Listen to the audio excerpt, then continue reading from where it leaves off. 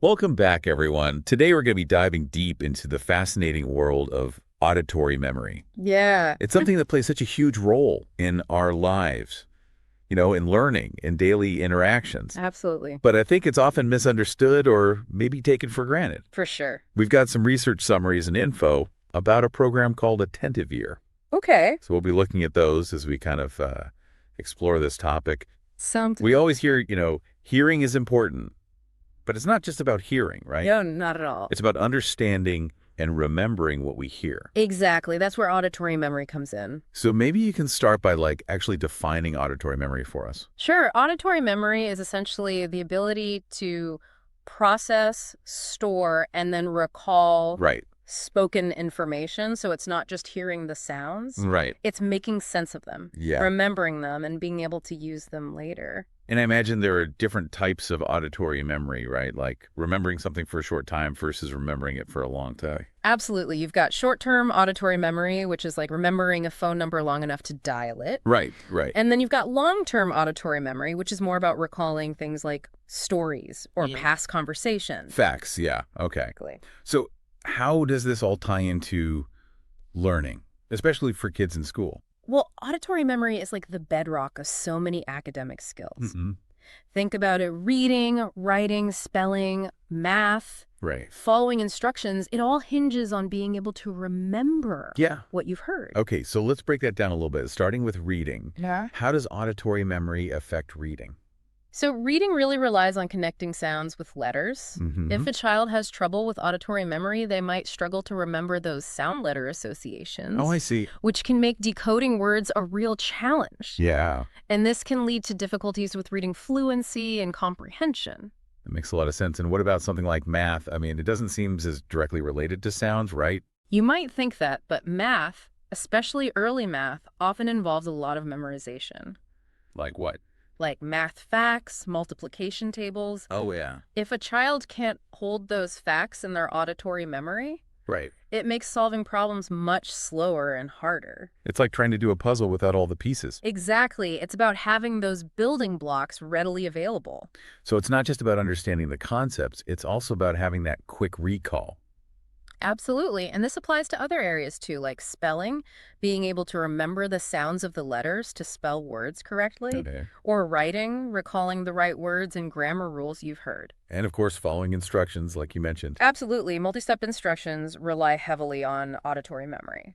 So it sounds like even subtle difficulties with auditory memory can have these ripple effects. Exactly. It can impact a child's performance across multiple subjects. So what are some signs that parents might notice if their child is struggling with this? Well, one of the most common signs is difficulty recalling sequences or lists, Like what? like steps in instructions, items on a grocery list. Okay. They might also constantly ask for information to be repeated Right. Right. or have trouble remembering details from stories. So if a parent is noticing these things, what should they do?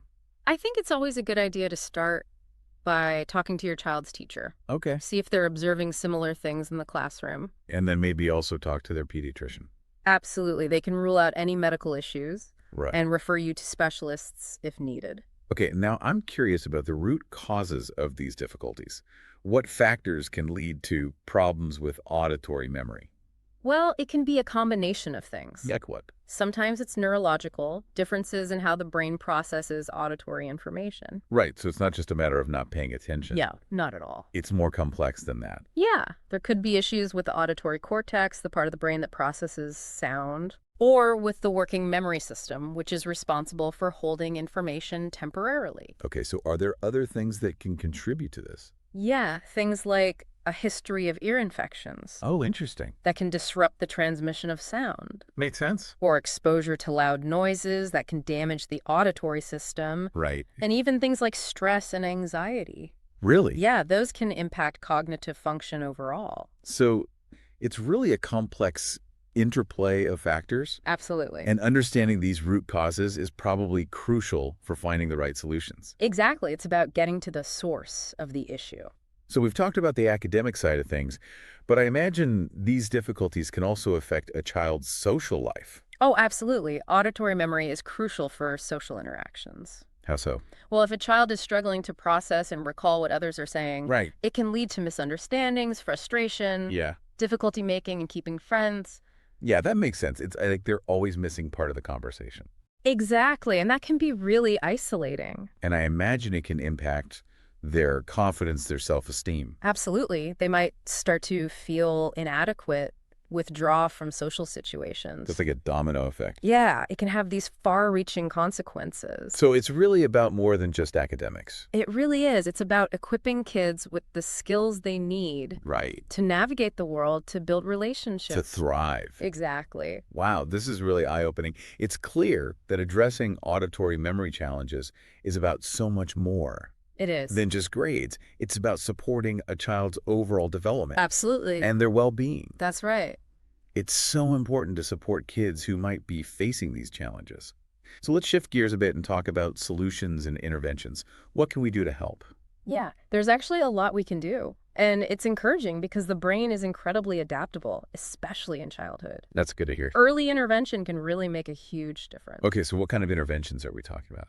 Well, you mentioned the Attentive Ear Program earlier, and that's one option that specifically targets auditory memory. Yeah, I'm really curious about that one. What makes it unique? So attentive ear is really interesting because it uses a variety of auditory exercises Oh, yeah? to train the brain to process sound more effectively. Interesting. And it's all delivered through audio files, so kids can do it right at home. Oh, that's convenient. Yeah, and it covers a wide range of skills from auditory discrimination, which is like telling the difference between similar sounds, Okay. to auditory closure, which is filling in missing parts of words or sentences. So it's like a workout for the ears and the brain. Exactly. It's like strengthening those auditory pathways. Now, I know we also touched on the Brain Bloom program earlier. How does that compare? Right. So Brain Bloom is more of a holistic brain training program. Okay. It covers auditory skills, but also things like executive function, visual processing, motor skills. It sounds pretty comprehensive. It is. It's designed to support a wider range of cognitive development. So Brain Bloom covers all of the cognitive micro skills. Absolutely. Got it. An Attentive Ear is an in-depth auditory processing program. Right. Are there any simple strategies parents can try? Oh, absolutely. And these can be beneficial for all kids, not just those with difficulties. Okay, great. Like what? Something as simple as reading aloud to your child can be incredibly helpful. Really? Yeah, it exposes them to rich language, helps them develop listening comprehension, and you can even make it interactive by asking questions about the story. Yeah, I like that. Another thing is to play games that involve listening and memory. Oh, like what kind of games? You could try Simon Says, but with increasingly complex instructions. That's fun. Or a game where you list a series of items and they have to repeat them back in order. Okay, so it's about turning learning into something fun and engaging. Exactly. It doesn't have to feel like work. And it's something you can do naturally as part of your daily routine. Absolutely. Even just having conversations with your child, asking them about their day, encouraging them to tell stories. So it's about creating that language-rich environment. Exactly. The more exposure they have, the better. You know, for those cases where the challenges are more significant, where home strategies might not be enough, Right. what other options are out there? Well, professional intervention is definitely something to consider. Okay, like what? An audiologist can assess their auditory processing skills, and a speech-language pathologist can work with them on specific areas like listening comprehension, expressive language. And what about in the school setting? Are there any accommodations that can help Absolutely. Things like preferential seating closer to the teacher. to minimize distraction? Exactly. Or having instructions repeated or provided in written form. So it's really about working with the school to create a supportive learning environment. Exactly. It takes a team effort. It's been so helpful to dive into all these different aspects of auditory memory, the challenges, the solutions, Yeah, for sure. and the importance of early intervention. Absolutely. That's key. But before we move on to our final thoughts, is there anything else you'd like to emphasize for our listeners? I think it's important to remember that every child is unique. Right. What works for one child might not work for another. So it's about finding the right approach for each individual. Exactly. And being patient, consistent with the interventions. It's a journey.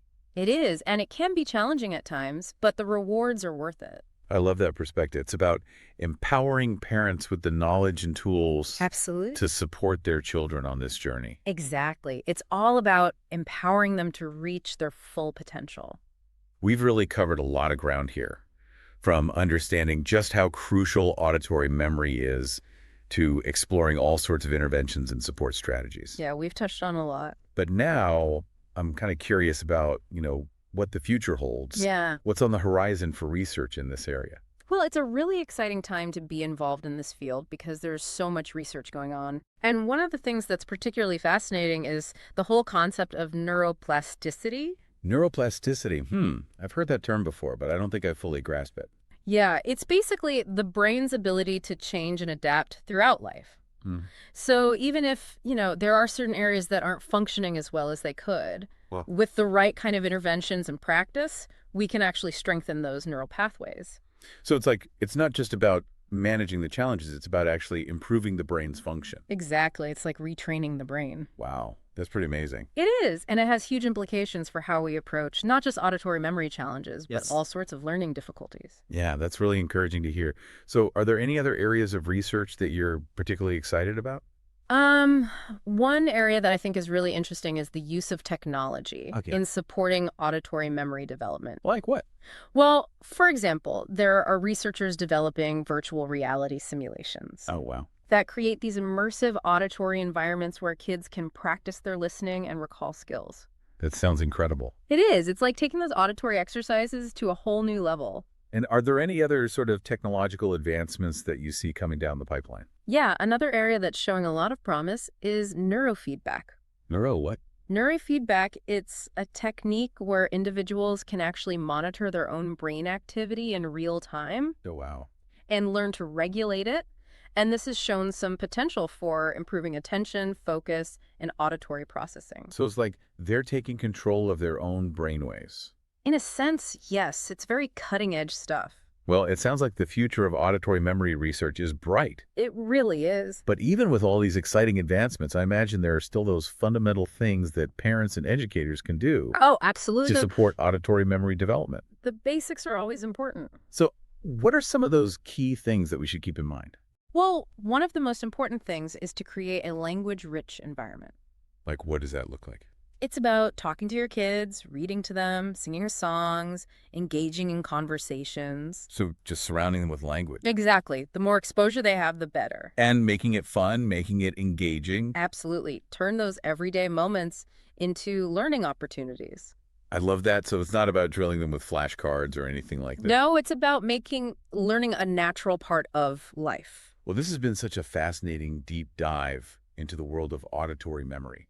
I agree. We've learned so much about its importance, the challenges it can present, Yeah, and the incredible potential for growth and improvement. absolutely. And I think the biggest takeaway for me is this idea of hope, Mhm. that even when there are difficulties, there's so much we can do Yes, to exactly. support children and help them thrive. And I think that's a powerful message for parents, educators, and really anyone who works with kids. It's a reminder that we all have a role to play in unlocking their full potential. Absolutely. Thank you so much for joining us today. It's been a pleasure learning from you. It's been my pleasure, too. To our listeners, we hope this deep dive has given you some valuable insights and some practical tools Yeah, we hope so. to support the children in your lives. Yeah, we hope it's been helpful. Keep those minds curious, and we'll see you next time.